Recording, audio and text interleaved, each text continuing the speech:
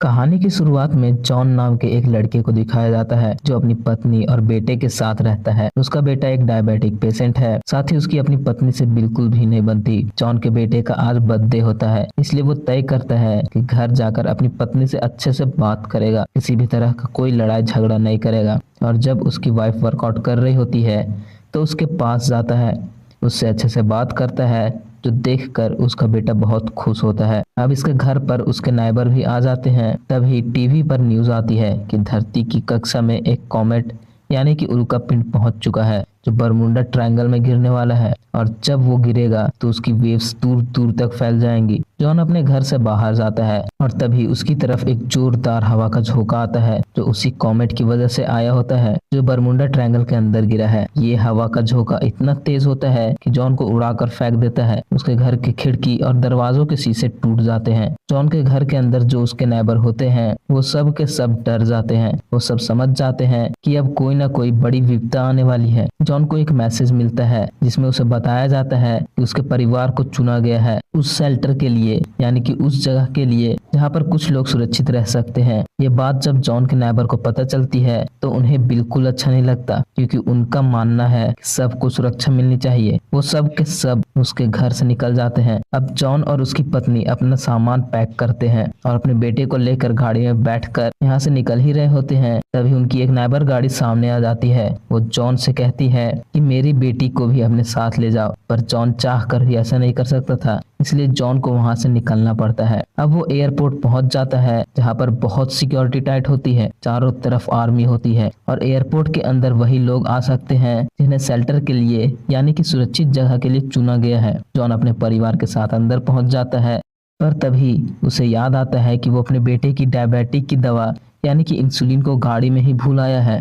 वो अपनी पत्नी से कहता है कि तुम प्लेन में बैठो, मैं अपने बेटे की मेडिसिन लेकर आता हूँ। वो मेडिसिन लेने के लिए चला जाता है। वही जॉन की पत्नी अपने पति के बिना प्लेन में नहीं बैठना चाहती थी, इसलिए वो एक आर्मी ऑफिसर से कहती है कि मेरे पति मेरे बेटे की दवा लेने के लिए गए हैं, तब तक हम यहीं पर रुकना चाहते हैं। और यहाँ पर उसकी पत्नी से एक बहुत बड़ी गलती हो जाती है। दरअसल प्लेन में किसी भी पेशेंट को एंट्री नहीं होती, जिस वजह से आर्मी ऑफिसर उन दोनों को अपने साथ वहां से दूर जगह ले जाते हैं। वही जॉन को दिखाया जाता है जो मेडिसिन लेकर एयरपोर्ट पहुंच जाता है, पर उसे वहां पर अपनी पत्नी और उसका अपना बेटा नहीं मिलता, इसलिए वो प्लेन में जाता है। पर प्लेन में चारों तरफ ढूंढने के बाद भी उसे अपनी पत्नी और अपना बेटा नहीं दिखाई देता। जॉन को कुछ समझ नहीं आता और तभी एक आर्मी ऑफिसर उसके हाथ में मेडिसिन देखता है और उससे पूछता है कि ये दवा किसकी है। जॉन कहता है कि ये मेरे बेटे की है। वो बताता है किसी भी पेशेंट को प्लेन के अंदर एंट्री नहीं मिलेगी। जॉन समझ जाता है कि उसकी पत्नी और उसके बेटे प्लेन के अंदर नहीं हैं, वो दोनों के दोनों बाहर हैं, इसलिए वो बाहर जाना चाहता है, पर जॉन को इसकी इजाजत नहीं मिलती। उसे बताया जाता है कि प्लेन से ना कोई बाहर जा सकता है और ना ही कोई अंदर आ सकता है। वही प्लेन के बाहर दिखाया जाता है कि वहां पर बहुत सारे लोग एग्रेसिव हो गए होते हैं। वो प्लेन की तरफ भाग रहे होते हैं क्योंकि वो सब के सब अपनी जान बचाना चाहते थे। वो प्लेन के अंदर आना चाहते हैं। आर्मी वाले उन पर गोलियां भी चलाने लगते हैं, लेकिन इसका कोई फायदा नहीं होता। चारों तरफ भगदड़ होती है और इसी भगदड़ में एक टैंक से बहुत सारा पेट्रोल निकलना शुरू हो जाता है, जिससे यहाँ पर आग लग जाती है और एक प्लेन में ब्लास्ट भी हो जाता है। वहीं दूर से जॉन की पत्नी और उसका बेटा ये देख लेते हैं और उन्हें कुछ समझ नहीं आता कि जॉन जिंदा है या नहीं। सीधे जॉन की पत्नी एक पेपर पर लिखती है कि मैं अपने बेटे को लेकर अपनी मॉम के घर जा रही हूँ, और वो उस चिट को गाड़ी में चिपका कर मॉम के घर की तरफ निकल पड़ती है। वहीं जॉन को दिखाया जाता है जो गाड़ी के पास आता है, और जब वो उस चिट को देखता है तो वो समझ जाता है कि उसकी पत्नी अपनी मॉम के घर की तरफ चली गई है, इसलिए वो तय करता है कि वो उन्हें लेने के लिए मॉम के घर की तरफ जाएगा। वहीं जॉन की पत्नी एक आदमी से लिफ्ट मांगती है, जो इन्हें लिफ्ट दे देता है। गाड़ी में वो पूछता है कि तुम लोग कहाँ से आ रहे हो। जॉन की पत्नी बताती है कि हमें शेल्टर के लिए चुना गया था, पर मेरा बेटा डायबिटिक है, इसलिए हमें प्लेन में बैठने नहीं दिया गया।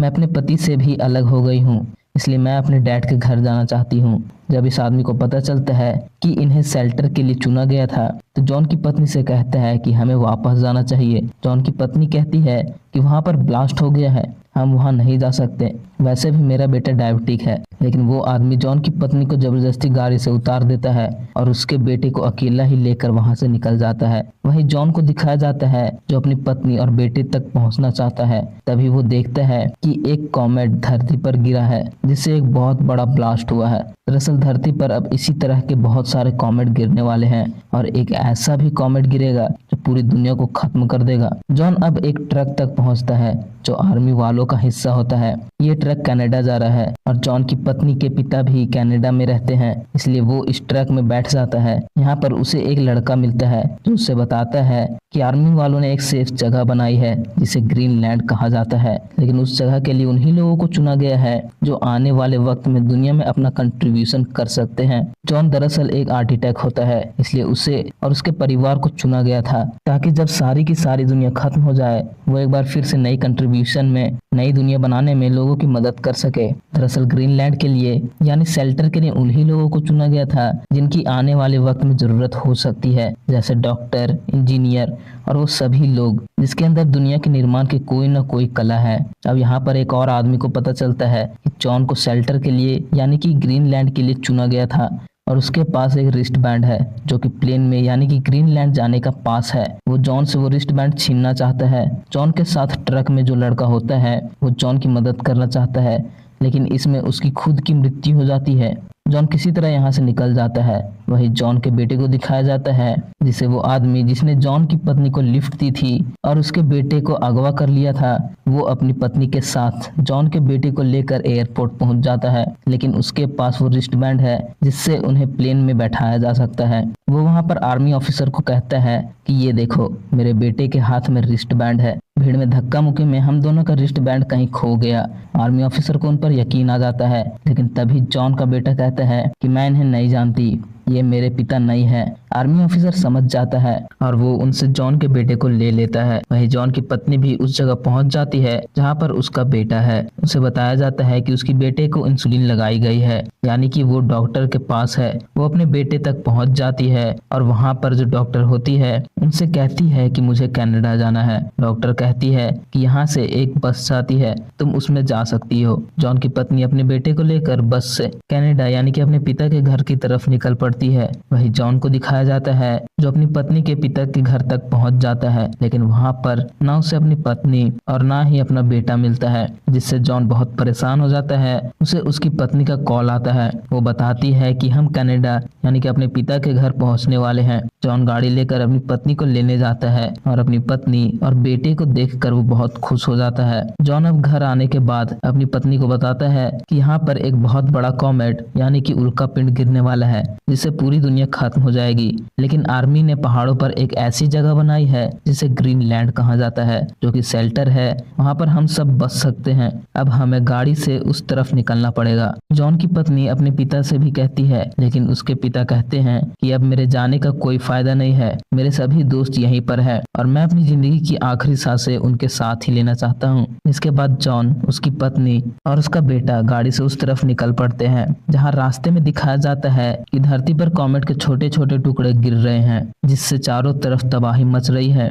जॉन को किसी भी कीमत पर एयरपोर्ट पर टाइम पर पहुंचना होगा और उसे पहुंचते पहुंचते रात हो जाती है और जो आखिरी प्लेन ग्रीनलैंड की तरफ निकलने वाला है वो रनवे पर आ जाता है और इससे पहले कि वो टेक ऑफ करता, जॉन अपनी गाड़ी को रनवे पर प्लेन के सामने ले जाता है जिससे पायलट को बाहर निकलकर आना पड़ता है। पायलट उससे कहता है कि तुम क्या करना चाहते हो।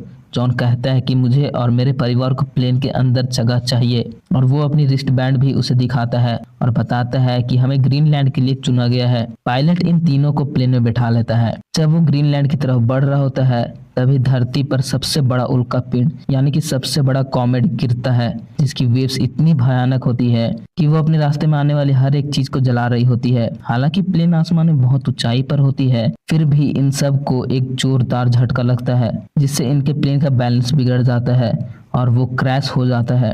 पर किस्मत सबकी बहुत अच्छी होती है, किसी की भी जान इसमें नहीं जाती। ये सब के सब प्लेन से उतरते हैं और देखते हैं कि वहाँ पर आर्मी का बेस है। दरअसल ये सब ग्रीनलैंड पहुंच चुके होते हैं। इन सबको पहाड़ों के अंदर जो बंकर बनाए गए होते हैं वहाँ पर ले जाया जाता है और इसके बाद बंकर को पूरी तरह सील कर दिया जाता है। बहुत देर तक इन्हें बाहर से बहुत भयानक आवाजें आ रही होती है, पर कुछ ही देर के बाद पूरी तरह सन्नाटा हो जाता है और ये सन्नाटा अगले 9 महीने तक रहता है। दरअसल इन्होंने बंकर के अंदर खाने पीने रहने की सारी चीजें पहले से ही रख रखी थी। आर्मी ने यहाँ पर इतना राशन रखा होता है कि कई सालों तक यहाँ पर सरवाइव कर सकते हैं और 9 महीनों के बाद इनका रेडियो सिग्नल एक बार फिर से एक्टिव हो जाता है और इन्हें समझ में आ जाता है कि बाहर का वातावरण पूरी तरह से जहरीला हो चुका है, जिसमें इंसान सांस भी नहीं ले सकता। अब वो पहले की तरह दोबारा होना शुरू हो गया है। ये बंकर का दरवाजा खोलते हैं, देखते हैं कि सिडनी, मैक्सिको, पेरिस, शिकागो बड़े बड़े शहर पूरी तरह से धूल में मिल चुके हैं। लेकिन इस दुनिया में सिर्फ यही लोग नहीं होते जो बचे हुए हैं। दरअसल दुनिया में बड़े बड़े देशों में अपने अपने लोगों के लिए बंकर बनाए होते हैं। इसका मतलब ये है कि दुनिया में बहुत सारे लोग बचे हुए हैं जिनसे रेडियो से संपर्क कर चुके होते हैं और अब इन बचे हुए लोगों को एक बार फिर से धरती को बचाना होगा, दोबारा से बनाना होगा। पर ये सब इतना आसान नहीं है। बाहर का वातावरण पूरी तरह से बदल चुका है, चारों तरफ रेडिएशन है, बाहर जाने का मतलब है मौत। इसलिए बंकर के दरवाजे को एक बार फिर से बंद कर देते हैं। 5 साल बीत चुके हैं और अब भी जॉन अपने परिवार के साथ ग्रीनलैंड बंकर के अंदर ही है। पर जरूरत के सामान के लिए जॉन कभी कभी खास सूट पहनकर बंकर के बाहर जाता है। वो रेडियो से लगातार बंकर के अंदर अपने लोगों से बात करता रहता है। इसके बाद वो समंदर के किनारे जाता है, वहाँ पर कुछ लाइफ बोट्स और आगे एक बहुत बड़ा शिप है। वो शिप के अंदर जाता है लेकिन उसे जरूरत की कोई चीज नहीं मिलती। जो लोग इस शिप के अंदर थे उनकी मृत्यु कई साल पहले हो चुकी होती है। वहाँ पर डायरी के अंदर उसे एक फूल दिखता है और आज 5 सालों के बाद उसने पहली बार एक असली फूल देखा है, क्योंकि विनाश के बाद धरती पर हर तरफ के पेड़ पौधे, फसलें, सब कुछ खत्म हो चुका है। और तभी रेडियो से उसे बताया जाता है कि उसकी तरफ एक बहुत बड़ी तूफान आने वाला है, जिसकी तेज हवाओं में इतना रेडिएशन होगा कि उससे जॉन अपनी जान नहीं बचा पाएगा। इसलिए अपनी जान बचाने के लिए वो बंकर की तरफ भागता है और उसके पीछे पीछे तूफान उस तक पहुंचने वाला होता है। पर इससे पहले कि तूफान उसे अपने चपेट में ले लेता, वो बंकर के अंदर पहुंच जाता है, जिसके बाद बंकर के दरवाजे बंद कर दिए जाते हैं और अब वो अपनी वाइफ और अपने बेटे के पास पहुंच जाता है। वो अपनी वाइफ को वही फूल देता है जो उसे किताब के अंदर मिला था, जिसे देखकर वो बहुत खुश हो जाती है क्योंकि आज 5 सालों के बाद पहली बार उसने फूल देखा है। उसका बेटा भी अब बड़ा हो चुका है। वो कहता है कि मैं बाहर की दुनिया देखना चाहता हूँ, पर जॉन साफ साफ मना कर देता है क्योंकि बाहर जाने का मतलब मौत है। और अब ये सब के सब मीटिंग करते हैं और तभी एक बहुत बड़ा भूकंप आता है, जिस भूकंप की वजह से पूरा बंकर टूटकर गिरने लगता है। इसलिए अंदर जितने भी लोग हैं वो सब के सब भागना चाहते हैं। जॉन अपनी वाइफ और बेटे के साथ मेन गेट तक पहुंच जाता है। वहां पर बहुत भीड़ होती है, पर उसे एक दूसरा रास्ता पता है जिससे वो अपने परिवार को लेकर बाहर जा सकता है। बाहर अब बहुत सारे लोग हैं। कुछ लोगों के पास फिल्टर मास्क है, कुछ लोग बिना मास्क के ही बाहर आ चुके हैं। ये सब के सब समंदर के किनारे की तरफ भाग रहे होते हैं क्योंकि वहाँ पर कुछ सेफ्टी बोट्स हैं। जॉन भी अपने परिवार के साथ वहाँ पर जाता है और देखता है कि अफरा तफरी में लोगों ने एक बोट को गिरा दिया है। साथ ही वो अपने दोस्त को देखता है, कुछ लोग मिलकर उसके मास्क छीन रहे होते हैं। जॉन अपनी वाइफ के साथ उनके पास जाता है और अपने दोस्त की जान बचाता है, पर इस अफरा तफरी में जॉन का मास्क भी छीन लिया गया होता है और अब वो आखिरी बची बोट तक पहुंच जाता है। किसी तरह से वो सेफ्टी बोट के अंदर पहुंचते हैं। तभी आवाज आती है कि दरवाजा बंद करो वरना हम सब के सब मारे जाएंगे। जिसके बाद ये बोट के दरवाजे को बंद कर देते हैं। बाहर अब भी बहुत सारे लोग होते हैं जो चीख रहे होते हैं, चिल्ला रहे होते हैं, क्योंकि उन्हें पता है कि यहाँ पर रहने का मतलब मौत है। और तभी समंदर में एक बहुत बड़ा तूफान आता है। लहरें बहुत ऊंची ऊंची होती है और लहरें जल्द ही किनारे तक पहुंच जाती है। वहां पर जितने भी लोग होते हैं वो सब के सब इन लहरों की वजह से मारे जाते हैं। साथ ही जॉन और उसका परिवार भी जिस सेफ्टी बोट के अंदर है वो लगातार लहरों से टकरा रही होती है। पर इस सेफ्टी बोट को इसलिए बनाया गया है ताकि इस तरह के वातावरण, इन हालातों में इंसान की जान बच सके। जल्द ही सेफ्टी बोट ऐसी जगह पर पहुंच जाती है जहाँ पर पानी शांत है। सब राहत की सांस लेते हैं, पर जॉन को अच्छी तरह से पता है कि अभी खतरा टाला नहीं है। समंदर में कभी भी सुनामी आ जाती है। ये जल्द से जल्द लंदन पहुंचना चाहते हैं, जिसका रास्ता इन्हें नहीं पता।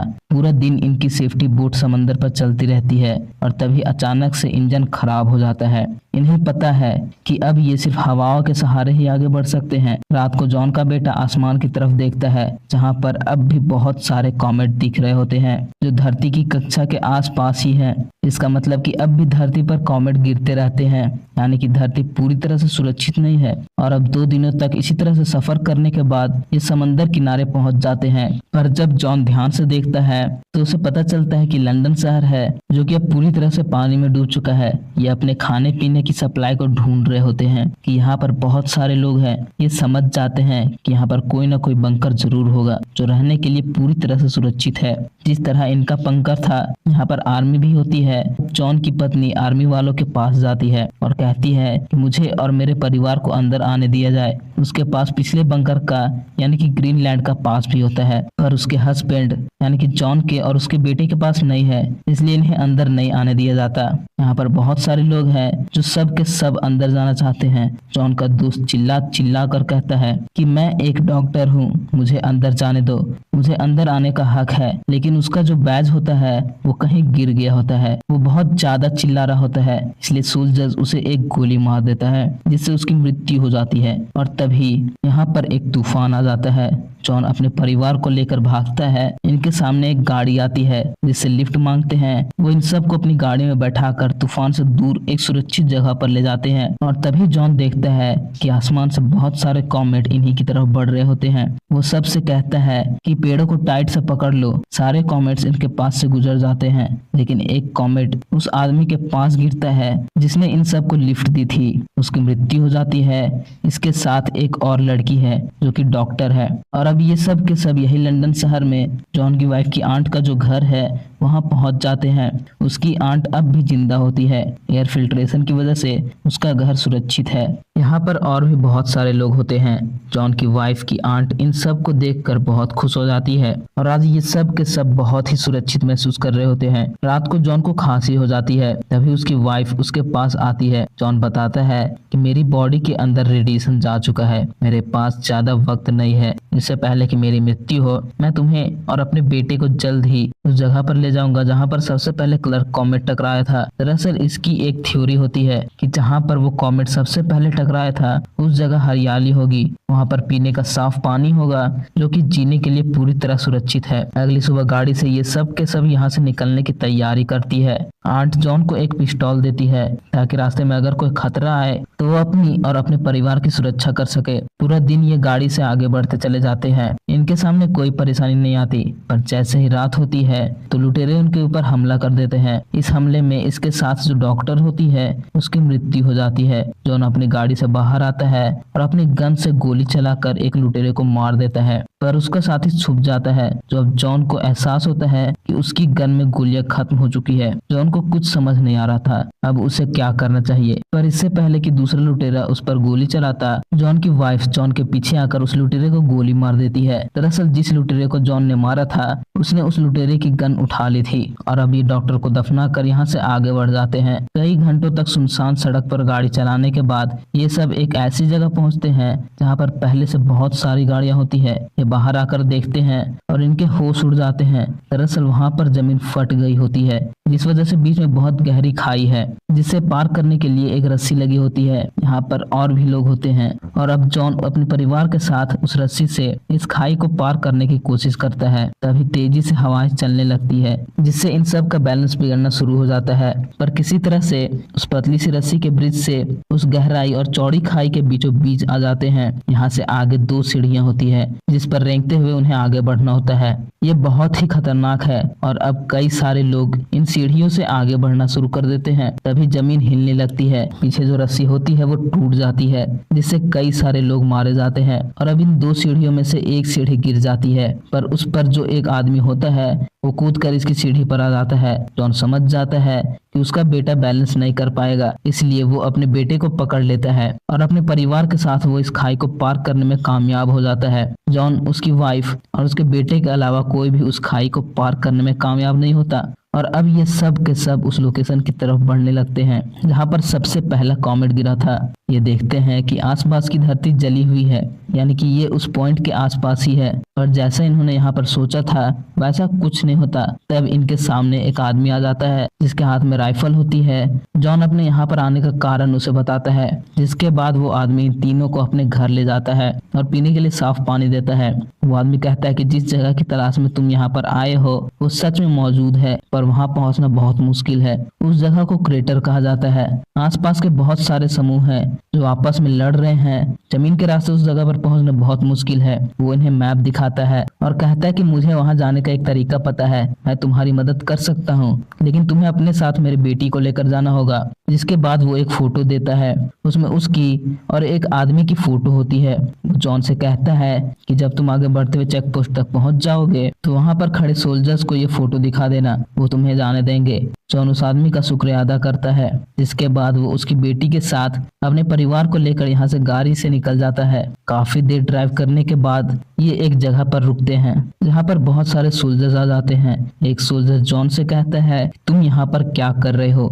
यहाँ पर जमीन में बारूदी सुरंगें हैं, तुम आगे नहीं जा सकते, आगे वार चल रहा है। अब उस आदमी की बेटी जो इसके साथ होती है वो फ्रेंच में उस सोल्जर से कहती है कि मेरे पिता कमांडर टॉम के दोस्त हैं। दरअसल उसने जॉन को जो फोटो दी थी उसमें वो कमांडर जॉन के साथ होता है। कमांडर टॉम का नाम सुनकर सोल्जर्स कहता है कि आगे वॉर चल रहा है, मैं तुम्हें खुद वहां तक ले जाऊंगा। कमांडर टॉम तुम्हें वहीं दूसरी तरफ मिलेंगे। और अब वो सोल्जर्स इन सब को वार जोन से होता हुआ आगे ले जाते हैं। यहाँ पर चारों तरफ गोलियां चल रही होती है। पूरी रात आगे बढ़ते हुए ये उस जगह को पार करने में कामयाब हो जाते हैं और एक मिलिट्री कैंप तक पहुंच जाते हैं जहां पर इन्हें कमांडर टॉम से मिलना है। पर वहां एक ऑफिसर बताता है कि एक रात पहले उनकी मृत्यु हो चुकी है और अब तुम यहाँ से वापस लौट जाओ। पर जॉन किसी भी कीमत पर क्रेटर तक पहुंचना चाहता है। यहाँ पर हरियाली है, पीने का साफ पानी है, शुद्ध हवा है, लेकिन वो ऑफिसर कहता है कि वहां जाना बहुत ही खतरनाक है, मैं नहीं चाहता हूँ कि तुम वहां जाओ। जॉन उसे बताता है कि मैं बहुत लंबा सफर तय करके यहाँ तक पहुंचा हूँ, मेरी बॉडी में रेडिएशन फैल चुका है। इससे पहले कि मैं इस दुनिया को अलविदा कहूँ, मैं अपने परिवार को सुरक्षित जगह यानी कि क्रेटर तक पहुंचाना चाहता हूं। ये सुनकर ऑफिसर उसे एक बस दिखाता है और कहता है कि तुम इस बस में बैठ जाओ। ये क्रेटर की तरफ जा रही है और उस लड़की के साथ बस में बैठ जाता है और कई घंटों तक बस चलती रहती है। जॉन को विश्वास है कि जल्द ही वो क्रेटर तक पहुंच जाएगा, वहां पर जिंदगी पहले से होगी। तभी एक धमाका होता है।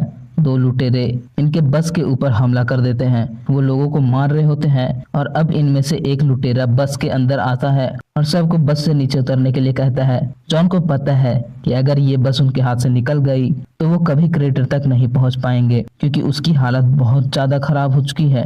उसके पास ज्यादा वक्त नहीं है, इसलिए वो उस लुटेरे के ऊपर हमला कर देता है। ये देखकर बाहर जो लोग होते हैं उनके अंदर हिम्मत आ जाती है। वो बाहर वाले लुटेरे के ऊपर हमला करके उसे मार देते हैं और तभी अंदर से दो गोलियां चलने की आवाज आती है। कुछ देर बाद जॉन बाहर आता है। अंदर वाला लुटेरा मर गया, पर एक गोली जॉन को भी लग जाती है। वो पूरी तरह से जख्मी हो चुका है। जॉन अपनी वाइफ से कहता है कि जल्दी से ग्रेटर की तरफ चलो। उसकी वाइफ गाड़ी को ड्राइव करती है। सभी गाड़ी में बैठ जाते हैं। कुछ ही देर बाद उस जगह तक पहुंच जाते हैं जहां इनके मुताबिक वो क्रेटर है जहां पर पहली बार कॉमेट गिरा था। और अब ये पैदल चलते हुए ऊपर की तरफ जाते हैं और देखते हैं कि सच में वहां पर बहुत बड़ी वैली है। वहां पर हरियाली है, साफ पानी की झीलें हैं और ये सब सपने की तरह होता है। जॉन खुश है कि अब उसका परिवार और इनके साथ जो लड़की है वो यहाँ पर अपनी जिंदगी को अच्छे से बिता पाएंगे। पर वो आगे जा नहीं पाता, वहीं पर गिर जाता है। जॉन की मृत्यु हो जाती है, पर मरने से पहले जॉन अपने परिवार को बचा लिया। इसी के साथ ये फिल्म खत्म हो जाती है। उम्मीद करते हैं कि ये कहानी आपको पसंद आई होगी और अगर पसंद आई तो वीडियो को लाइक कर देना और चैनल को सब्सक्राइब कर देना। तो मिलते हैं अगले मूवी के साथ।